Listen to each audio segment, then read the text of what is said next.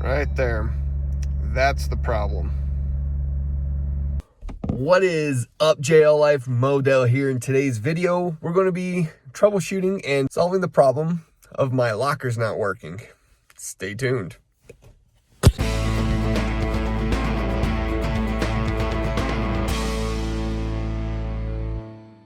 So my lockers haven't been working ever since I went wheeling a couple months ago.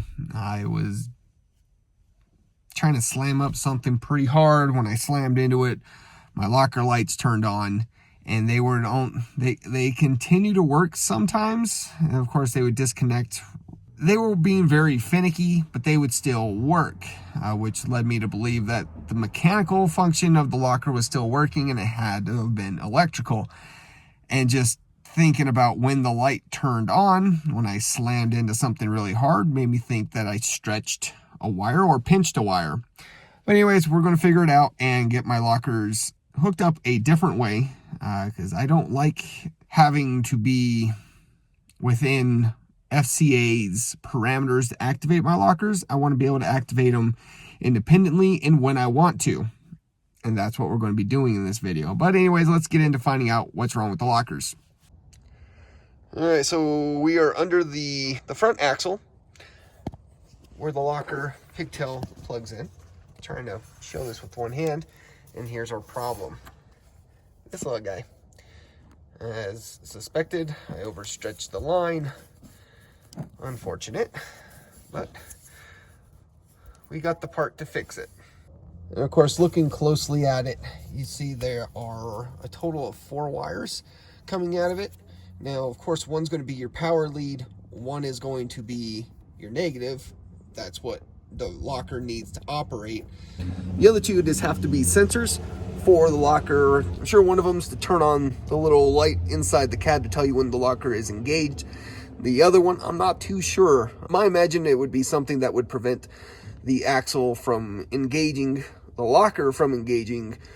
If you're going too fast, if you're not in 4-wheel drive, things of that nature. That would just be my guess. Well, that's all fine and dandy, and it's great for people who like all those extra safeguards, but it can be really frustrating when you're wanting to wheel. So as mentioned, we're going to be bypassing the CPU, and we're going to be wiring them to my switches, separate aux switches. And these can work with any aux switches. If you have the Mopar aux switches, they'll work. If you have the S-Tech, the S-Pod, the Switch Pros, Rough Country makes switches now.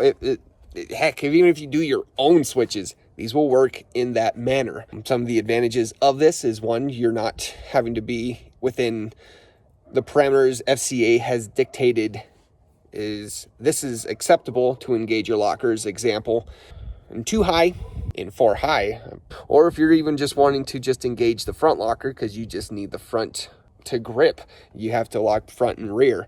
Well, doing what we're doing today, we're going to be able to independently lock the front from the rear, and we're going to be able to lock whenever we want to lock. Now, be careful. If you go kicking on your lockers while you're cruising down the road at high speeds, you're going to break catastrophically. So just know that that is a possibility if you're not careful. But anyways, here's the parts we're going to be putting in today. All right, so what I purchased were 2 different pigtails for the locker harness. What's awesome about these is they only come with your negative and your positive. That's all you need. It doesn't come with those other extra wires. And of course, it's red and black, so you easily know what's negative, what is positive, and I don't have to worry about what those other 2 wires do. And of course, I got 2 of them. They're 20 feet in length. I'll leave a link in the description where I bought these. Bought them for $60 a piece. This simplifies it rather than trying to rework the old pigtail and make my own pigtail. These are just going to be plug and play, and we're going to be wiring it straight to my Switch Pro. So the first thing we're going to do, we got to take out that pigtail. Using a screwdriver to pop that out is the best way to do it. Just stick it in between, give it a little twist. Be careful not to break it. But once you pull the white clip out, you just push down on the white clip and it should pull right out. Got it. Get out of the way, brake line. You're not the star of the show. All right, so we'll just start by plugging him in. Hear the click, pushing the tab. Now we just got to run this to our switches. So real quick, here's the old pigtail, and that's the max down travel that it has. That's not very far.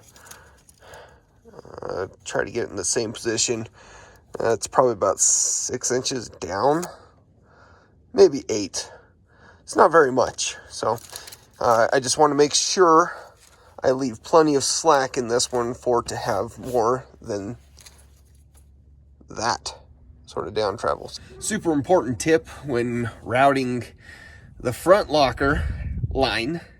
Make sure you're avoiding being close, of course, the exhaust, but anything that moves, control arms, the engine, the fan, the steering box, just be very cautious because it will tear your line.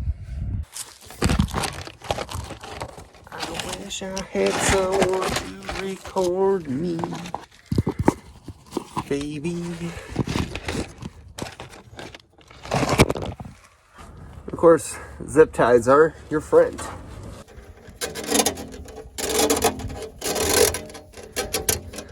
So as I mentioned, more than enough. Here is all my excess. So just because I don't know exactly how much extra line I'm going to need to have, I don't want to trim it quite yet. I'm just going to loop all the excess material behind the fender until I can do a proper flex test on it. As far as the front wiring goes, I loop it back. I hook it to my speed sensor line. I looped it through a bracket that holds my brake and my ABS line.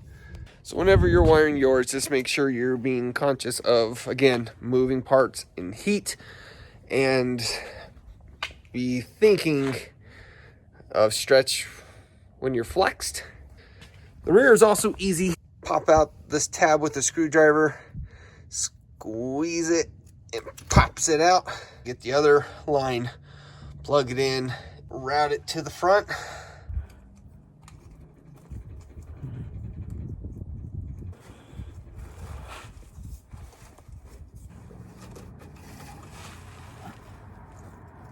So I just looped it with the breather tube.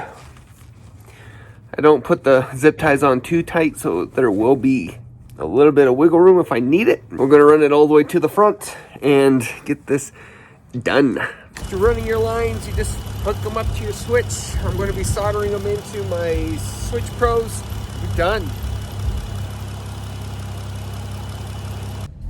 Great news, I just went for a quick little test. Both of the lockers work. However, I'm sure someone is sitting there thinking, this ain't going to fix the problem you showed us earlier. Well, you're right. It won't. That guy, not him. That guy.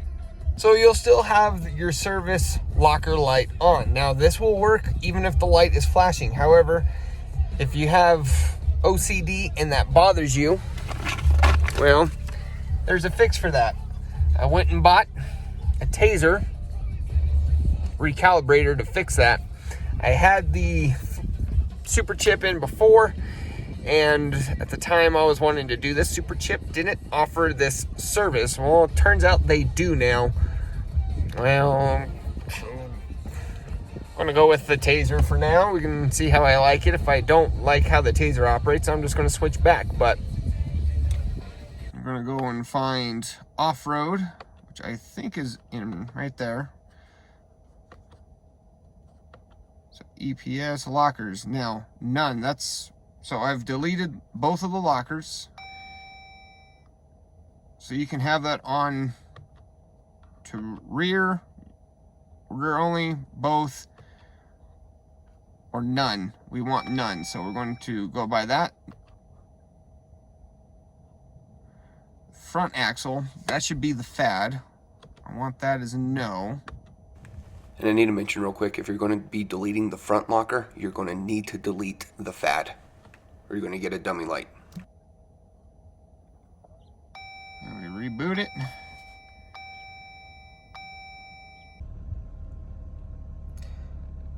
I'll tell you one thing, it definitely ain't 93 degrees right now with the locker lights off. There it is, we're all done. I now have rerouted my locker switches to my Switch Pro right over here. These guys. Again, the benefit is I no longer have to rely on the computer. However, the computer does act as a fail-safe dummy control so you don't accidentally break it, because if you're engaging your lockers at the wrong time, you can break things. And so take that for what it is. Just if anyone has questions, I'm currently on 3.5 inches of lift. If you're wondering what the lift was that stretched and damaged my locker line. But it was an easy fix. Eventually, I'm going to go to bigger axles one day, no time soon. Yeah. And there it is. I got the arrows for the front locker and rear locker. And I got this wired to my stereo. And now, if you're wondering why I'm using these and not the actual locker buttons, well, I ruined them. Just put it that way. Remember to like, comment, subscribe, and share. Stay tuned for more. Y'all, keep it easy.